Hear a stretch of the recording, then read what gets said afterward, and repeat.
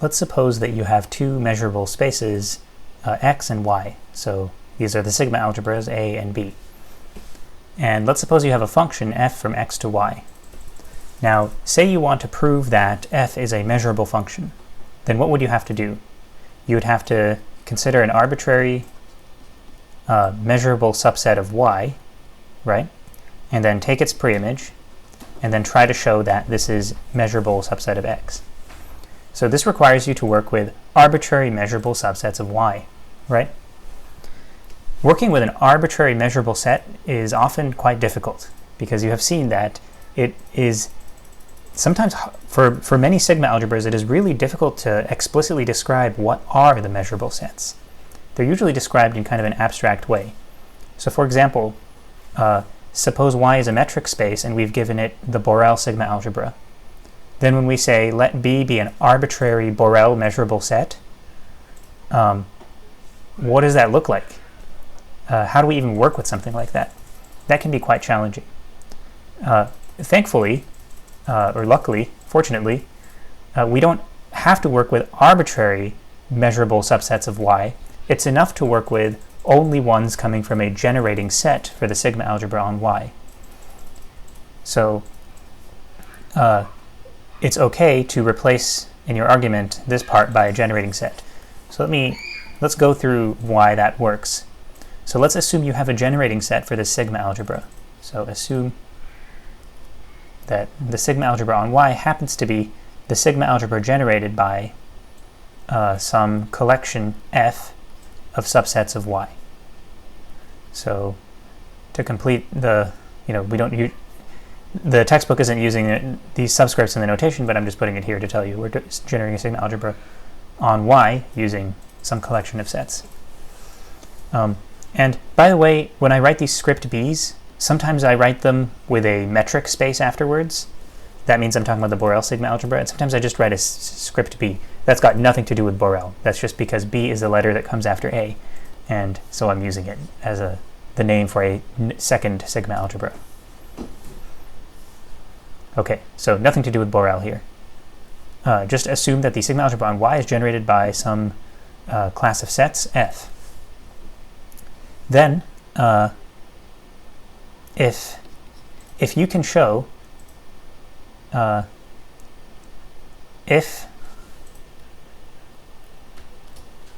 if you can show that the preimage of any, let's call it f,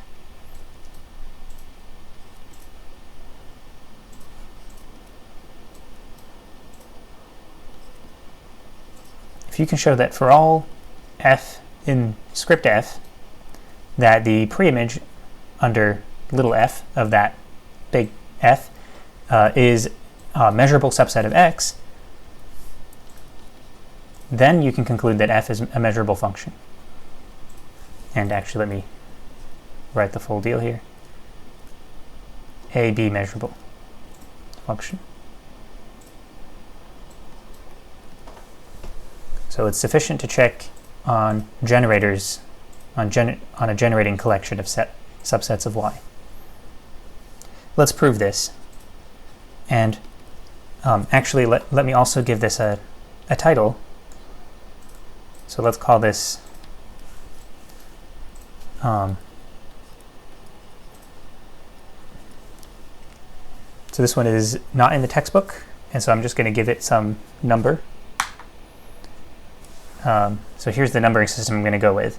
So this is related to material from section 2.1, so I'll start there. And then if I were following the textbook numbering, then I'd put a number here.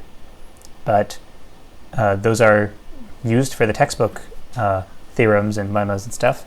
So I'm going to put L for lecture .1.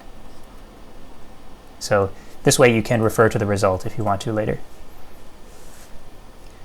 And it also helps you refer to it if you want to ask me something about it. Okay, so let's assume the hypotheses, including assuming that this part. And then we'll try to prove that f is measurable.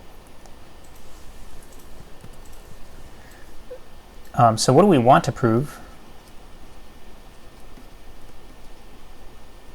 We want to prove that So f is AB measurable. That means the preimage of anything in here is in there, right?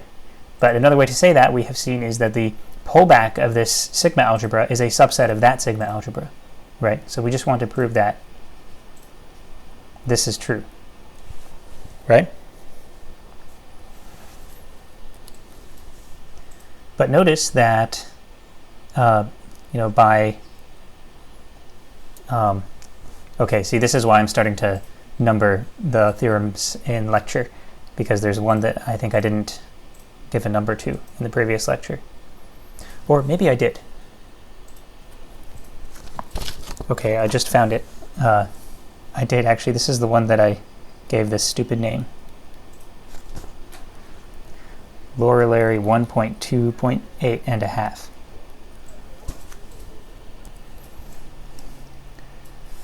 Anyway, this is the one that told us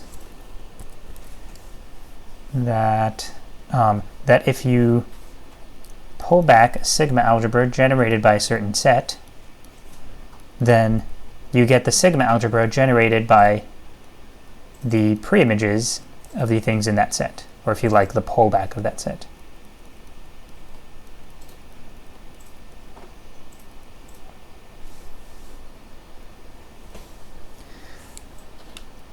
And we are in a situation where we've assumed that when you take the preimage of anything in script f, then you get stuff in A, right?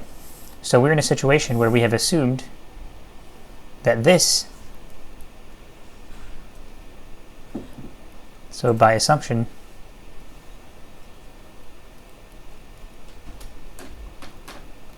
this is a subset of script A.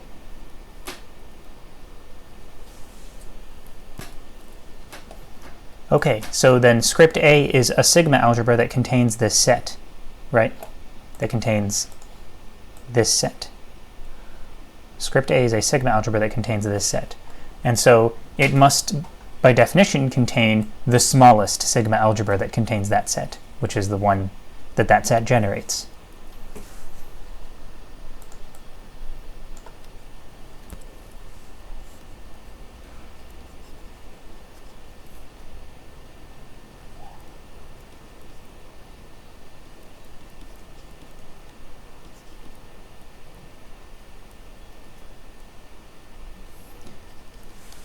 All right.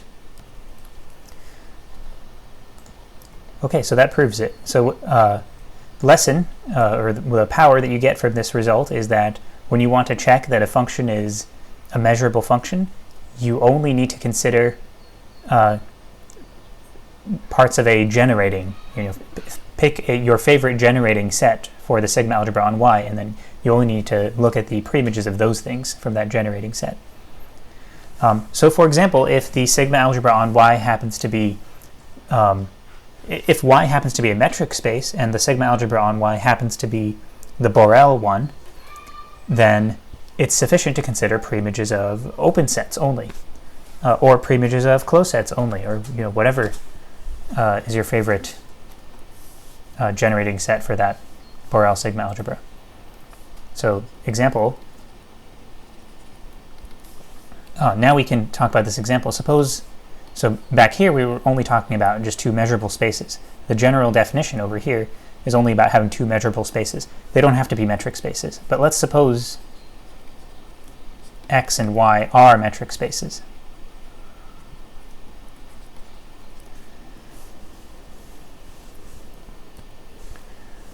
Okay, actually let me write out fully. X with its metric and y with its metric. I'm giving that respect to measurable spaces where I write out the space and I give a name to the sigma algebra. So why shouldn't I give the same respect to a metric space? Then if you have a function from one metric space to another and it's continuous,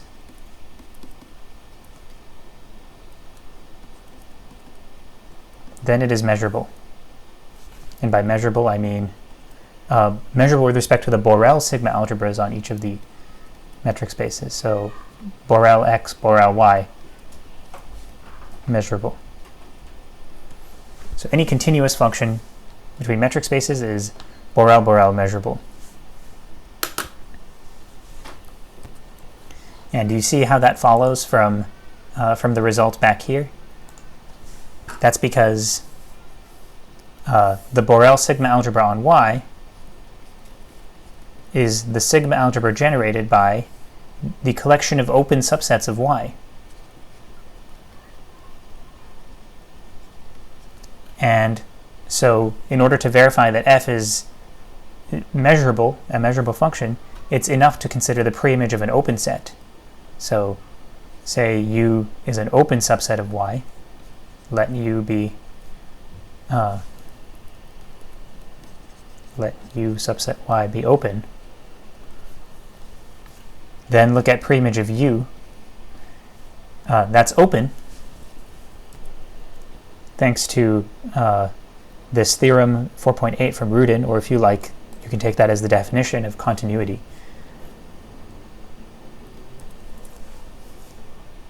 So since it's open, it's in the Borel sigma algebra on X.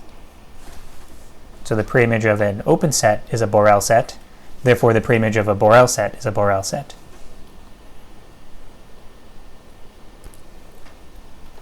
By the previous theorem back here.